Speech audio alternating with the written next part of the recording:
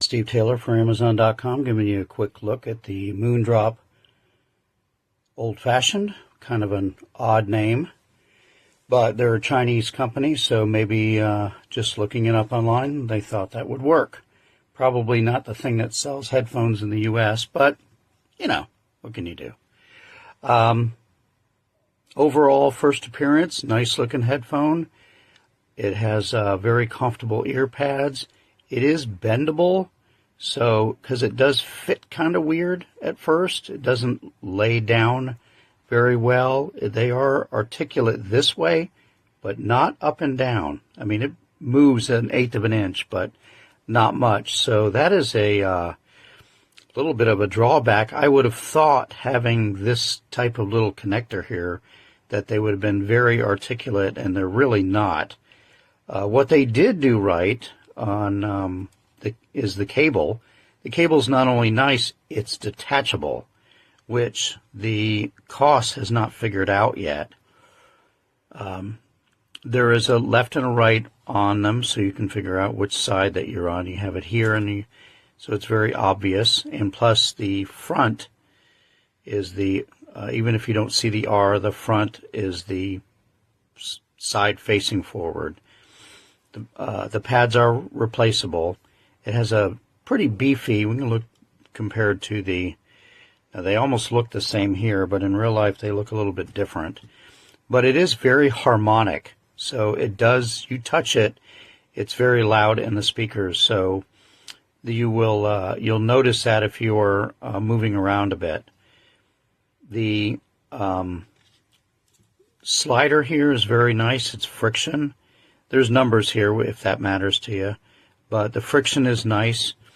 The Porta Pros have an issue with this connection being on top. As you can see, I've taped this because I'm the only one that wears them. I don't need them to slide around, but this is known for getting your hair stuck in it, and plus it'll slide, so I found the right size and then I just taped it. It has the adjuster here that allows this to move in and out a little bit better. So fit-wise, the Porta Pros win. The comfort, the Porta Pros win. And I also have the 40s and the 30s. I like the 40s better than the Porta Pros, but those are at work. So I'm just doing a quick comparison with these. You can get these on sale for usually around $30 to $40. Otherwise, they run somewhere around $50. This is the wired version. These run around $25, as in the time of this review. I don't care for the original pads for the COS. I always replace them with the Yaxi pads, which are much softer and easier on your ears. The original pads are kind of scratchy. These are actually more like the Yaxi pads, where they actually don't give you that sandpaper on your ears feeling. The COS, as I said, has not figured out that a replaceable cable would be really nice. So people use these on the go. You should be able to replace the cable, but without taking them apart and soldering them, you can't do that. And a lot of people don't own soldering guns. I happen to be able to fix them if I needed to, but I don't really go anywhere with these. I use wireless earbuds on the go. Overall, the most important thing I'm sure you're concerned about is the sound, and that's where I'm very disappointed with Moondrop. I do own the Choo Choo, I think, the Moondrop earbuds, wired. They're like $20. They are the best sounding $20 earbuds that you can get. They really, and they're well made. They're fantastic. And so I was kind of hoping, and they make a lot of nice things. I was really hoping that they would have put a better sounding speaker in these. They're 40 millimeter, but the Porta Pros sound so much better. The Porta Pros actually have some sort of bass. These have none. I mean, there's like the drop off and the low mids, and then it just disappears. They are very thin, which is very disappointing. I'm not expecting some sort of a head thumper, and I don't like to listen to music that's over modulated on the bass anyway.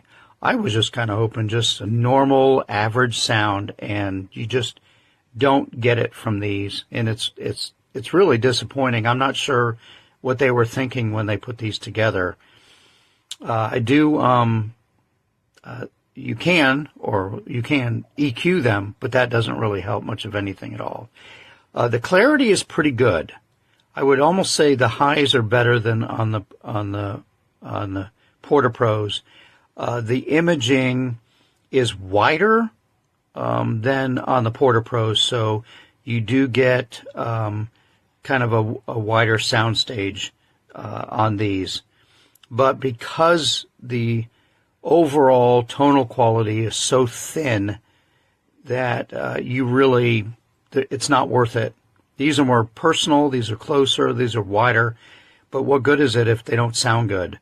So unfortunately, I can't give this a good rating. I was really hoping to. I didn't need a pair. I saw that they made them. I saw a couple of reviews on them. I said, you know what, I'm going to fork out the $25-30 and go ahead and get a pair and see what the noise is about. And the noise is a waste. Probably fine if you're in an office setting and you need something for online meetings and things like that, and you don't really need to talk, you don't need a microphone, probably just fine. But if you really enjoy music, this is not the headphone to get. So anyway, I'm sure Moondrop's not going to like this review, but there's nothing I can do about it. Hopefully you found this review helpful. I'm Steve Taylor for Amazon.com.